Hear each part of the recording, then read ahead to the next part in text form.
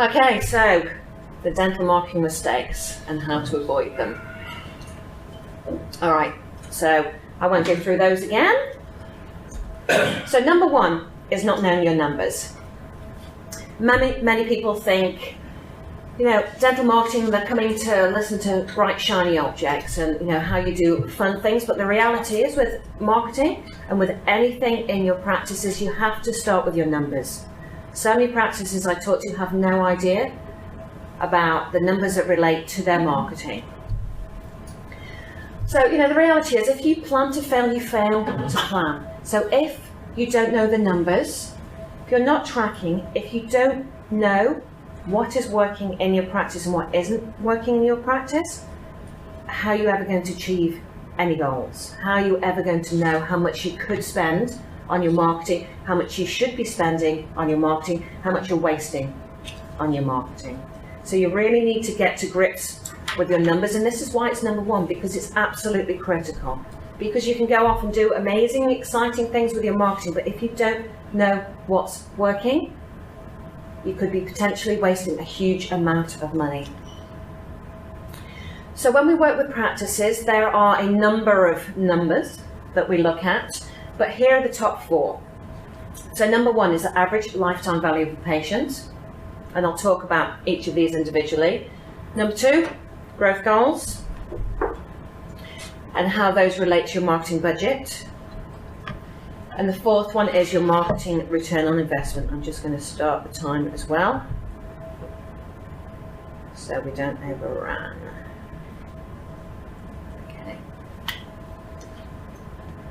Okay, so average lifetime value of a patient. Who here knows how much a patient is worth to their business, to their practice? Nobody? One. Okay. It's absolutely critical for you to know how much a patient's worth. Okay? When we work out this number with practices, we see that a patient in the lifetime that they spend in your practice is worth somewhere between $25,000 to $30,000. True? 15 to, let's just say, $30,000. It's a big number, isn't it? Okay. If you know how much a patient is worth to your practice, and you in your gut know that there's something wrong with the people on reception, the way they're answering the phones, and you think, okay, every single new patient inquiry could be worth $20,000 to my practice, do you think you might be a little bit more motivated to fix that problem? Yeah? If you know how much a patient is worth to you in your practice, do you think you might actually get focused on keeping them in your practice? Okay. It's critical that you understand this number. Absolutely critical. Practice over in WA, we went through this process with them, and the number was $27,500, average lifetime value of the patient. Practice manager said, wow, can we spend some more money on marketing to get new patients in? Practice owner went, whoa, that much. We need to be spending some more time keeping the patients in the practice. Okay? The numbers mean that you are back in control. The numbers mean that you can work out how much you can spend to get new patients in your practice. It's a critical number. So when you're thinking about how much a patient is worth to you and your practice, you need to think about how long on average a patient spends with your practice. Because if you're in the middle of a CBD area, the chances are your patients don't stay with you as long as if you're in country Victoria. True? You've got a higher turnover of patients. Okay? Important to think about that.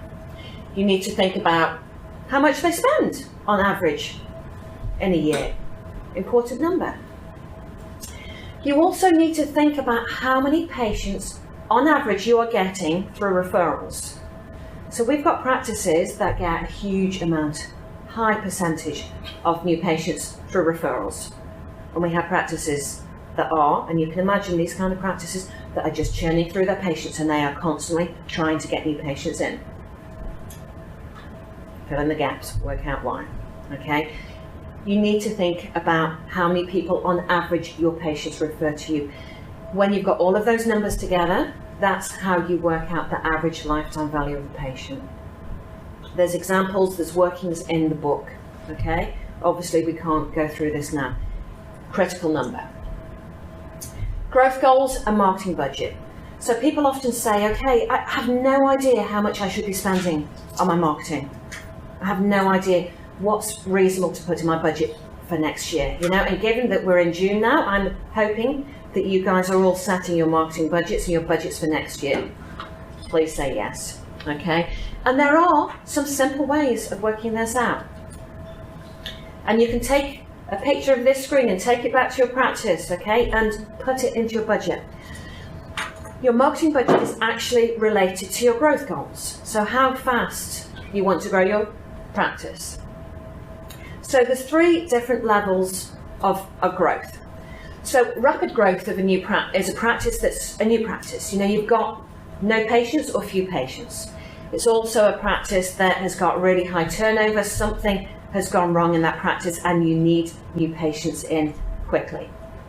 Okay? You know, logically, think about this. If you have no patients, you're going to have to spend more money to get new patients in, true? Okay. Sustained growth, and this is where most practices are. Sustained growth is where you want steady growth to your practice. You don't want crazy, you know, numbers of new patients. You need new patients in, reasonable new patient numbers, and you need to retain existing patients. So most practices sit in the sustained area. Third level is patient retention, and this is where you have got full books. And what you're trying to do is just keep those patients in. And there are lucky practices out there that are in this area.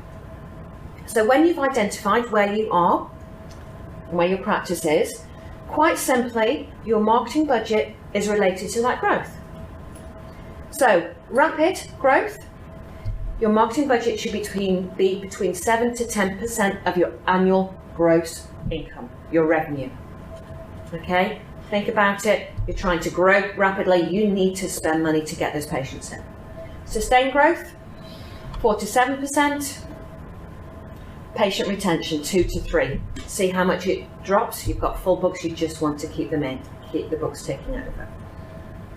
So hopefully that gives you some help to go back, set your budgets. It's an important number, because if you know what you're going to spend over the next 12 months, you can then say, okay, this is what we're going to do every month. This is what I put aside. It means you can evaluate the calls, the bright shiny objects to say, actually, is that in my budget for this quarter? Okay? You can think about marketing in a different way if you know how much you're going to spend. And the final critical number is a return on investment of your marketing dollars. So now we know what you want to spend or what you've got in your budget. You need to now track whether that's working. So the money you've got aside, the money you've spent on your marketing, you need to know whether it's working, true? Because there's no point in spending money and not actually knowing whether that's good or bad. So quite simply, every dollar that you spend on your marketing needs to give you a $3 return. Every dollar spent, $3 return. Okay? If you're not getting that return on investment, there is something wrong. Okay? You need to change. You need to look at that. And this is where I see so many practices making huge mistakes, because they're not looking at the numbers, they're not looking at the return on investment, not saying, okay, that newspaper ad, did that work? How many patients did we get off the back of that? You have to know this. As an example, and it's a practice here in Melbourne that we started working with about 2 years ago. First conversation was, we're doing Google AdWords. Great. They said, but we don't know whether it's working. Not so great.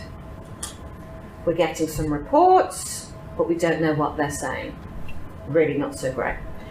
So we had a look at the reports, and we found out that they were advertising teeth whitening, Melbourne.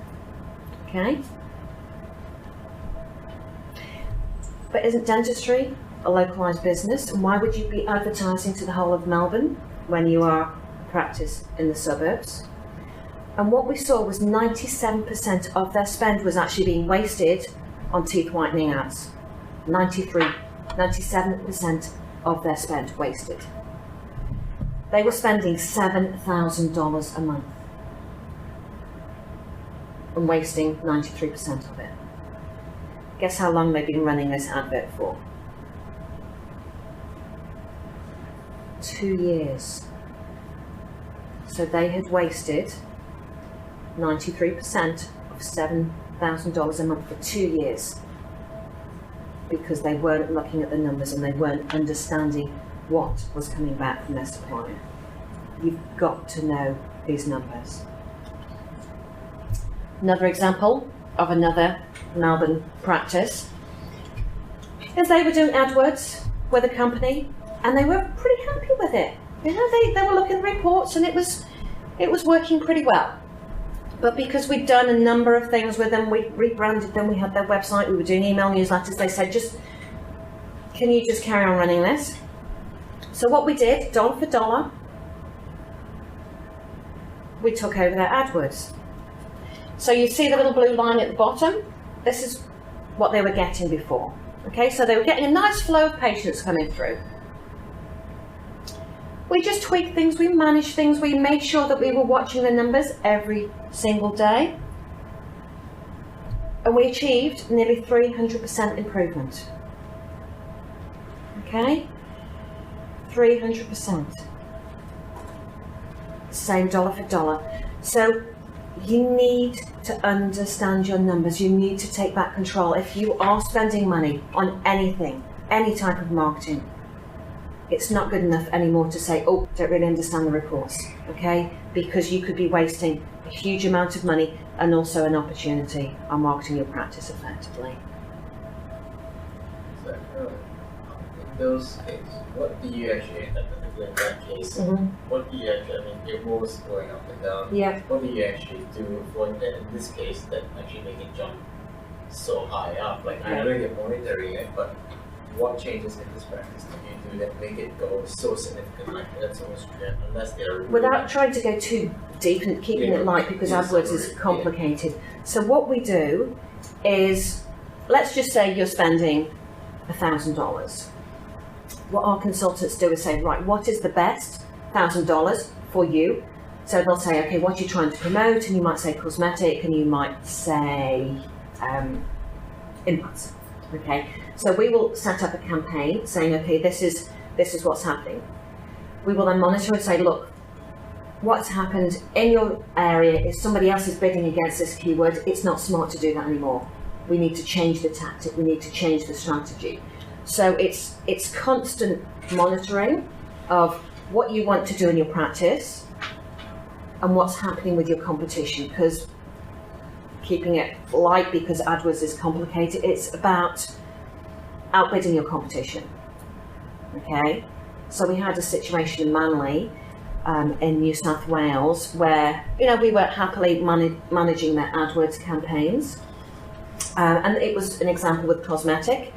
One of a cut price dentist came into the area and just went hard, and literally overnight what they were paying for their AdWords went up by 4, so multiplier of 4, which is crazy. So we then had to change the tactics, change the campaigns. So it's about monitoring what's happening with your practice and monitoring what's happening in the competition. Does that make sense without confusing everybody? So it's making sure that whoever you're working with understands dentistry, because it's not a cake business or a plumbing business or a hairdresser's, okay? You know, there are very specific key terms and key locations that your patients are going to be using, and it's having a